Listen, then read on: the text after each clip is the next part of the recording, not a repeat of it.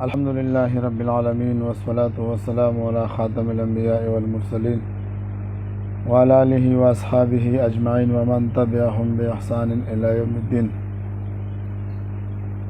عزیزانو یو مرګري سوال لا لګل تاسو دا سوال په لوري زه الله ان شاء الله دا غي مدلل جواب درکوم. السلام علیکم ورحمۃ اللہ وبرکاتہ. مفتی صاحب امید لرم چې تاسو بخیر.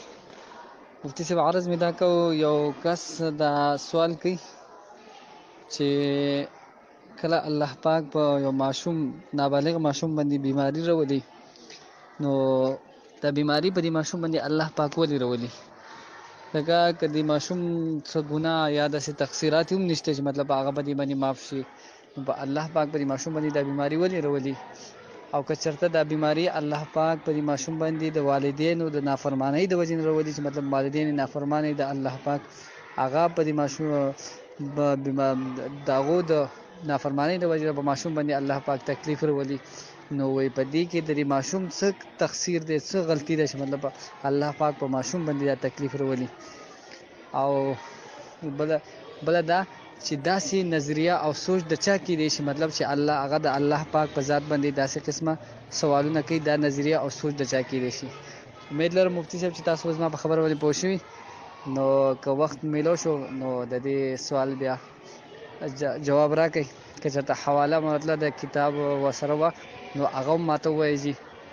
الله مو خوشحاله کړه، الله مو په عمر کې او علم عمل کې برکت واچوه. السلام علیکم ورحمۃ الله وبرکاتہ. دوستانو تاسو دا سوال واورېدو، دا مرګره وایي چې په نابالغه ماشومانانو باندې دا بیماری ولې راځي؟ ځکه ماشومانانو څه ګناه نه ده کړې چې هغه پرې معاف شي، او که چېرته د والدینو د نافرمانۍ په سبب باندې په ده باندې دا بیماری راځي نو په ده کې د ماشومانانو څه قصور دی؟ دوستانو ملحدین چې څونه دي او څونه چې مستشرقین دي، دوی بې ځایه په اسلام باندې اعتراضات کوي. دوی د اسلام د فهم د شریعت د مزاج نه خبر نه وي، بې ځایه اعتراضات کوي. دوی دا ګڼي دا کومه بیماری چې په انسان باندې راځي نو دا وایي عذاب دی او دا د ګناه په سبب راځي، حالانکه دا زمونږ نظریه نه ده. اسلام د دې خبرې کله هم وضاحت نه دی کړی چې انسان باندې دا بیماری راځي دا به د ګناه په وجه راځي.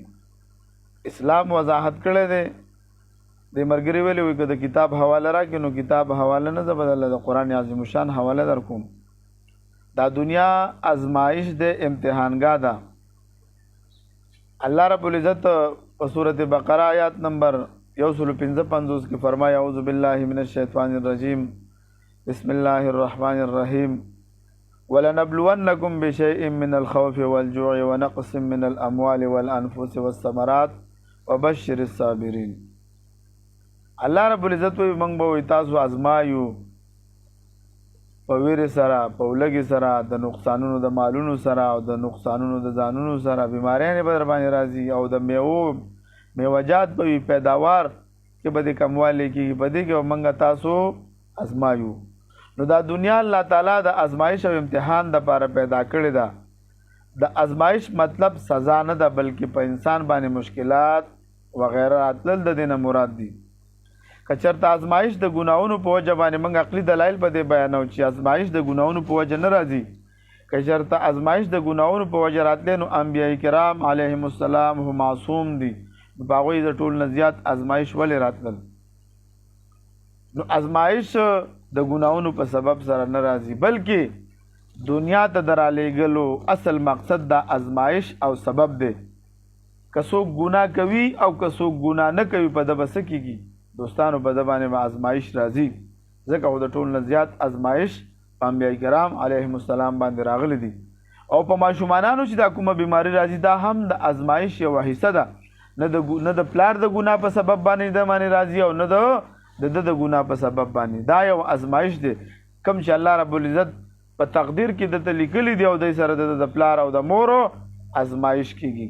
دوستانو الله رب العزت په دې صورت مبارک کې 15 قسمه ویرې ذکر کړي دي، 15 قسمه ازمایش ذکر کړي دي. اول خوف دی، د دشمن ویره به در سره وي، د بیماری ویره به وي، آفت به وي، بلیات به وي، عذاب به وي، الکه د سیلاب ویره به وي، مختلف ویرې انسان سره تړلې وي. نو په دې وخت کې به ته څه کې؟ صبر به کې. دویم نمبر ولګه غربت به وي، خوراک به نه وي، اسکاک به نه وي، افلاس به وي، نو دې وخت کې به ته څه کې صبر به کې. ولی الله وروسته وضاحت کړی چې وبشر الصابرین. دریم نمبر د مال نقصان به وي، په مال کې به د نقصان وي، مال به در سره نه وي، غریب به وي، مال کې به د کمی وي، نو په دې کې به ته څه کې صبر به کې. مالدارو ته به نه ګورې چې د هغوی مالونو ته پسخېږي، نه ته به وایې چې الله بس په دې باندې زه تا نه راضي یم. حضرت علی رضی الله عنه فرمایي چې څوک په لږ مال باندې د الله نه راضي شو، الله به د نه په لږ عمل باندې راضي شي. څلورم نمبر آیات مبارک کې چې وضاحت شوی دی، نو نقصانونه د ځانونو به وي. نقصان به ستا وي، د ځان بیمار به شي، ستا رشته دار، ستا قریبي یا خلک چې هغه سره ته خفه کېږي، نو د باندې به تا باندې ازمایش راځي. پنځم نمبر په فصلونو کې به د پیداوار کې به د کمی کېږي، مختلف قسم ازمایش به در باندې راځي، نو دلته به ته څه کې صبر به کې. نو دا کوم څلورم قسم ازمایش چې دی دا د بیمارۍ سره تعلق دی چې د انسان او د اولاد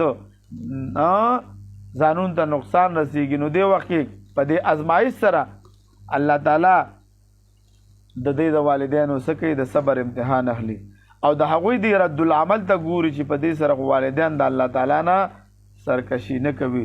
نو دا نظریه د دې ملحدینو غلطه ده چې دوی وایي چې ماشوم څه ګناه ده چې دله د باندې بیماری راځي. نو موږ ورته وایو بیماري څه د ګناه په وجه خو نه راځي، که د ګناه په وجه باندې بیماري راتلی نو بیا به بامبې ګراو باندې ازمایشونه نه راتلی، په هغوی باندې مختلف قسمې ازمایشونه پرې راغلي دي. حالانکه زموږ نظریه ده چې هغوی څه شی دي، معصوم دي.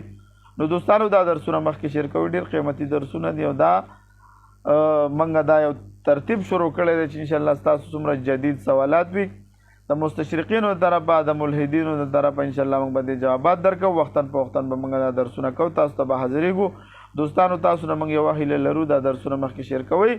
عام مسلمانان په دې شکوک کې پراته دي او دې شبهاتو کې دې خلکو مبتلا کړي دي، ذهني بیماران کړي دي، د اسلام خلاف دوی ته پراپاګانډې کوي. نو دوستانو موږ راپاڅېدلي یو، مقصد هم صرف د اسلام خدمت کول دي، نور هېڅ زموږ څه مقصد نه دی. نو دا درسونه مخکې د الله د رضا دپاره شیر کوئ. وآخر دعوانا ان الحمد لله رب العالمین.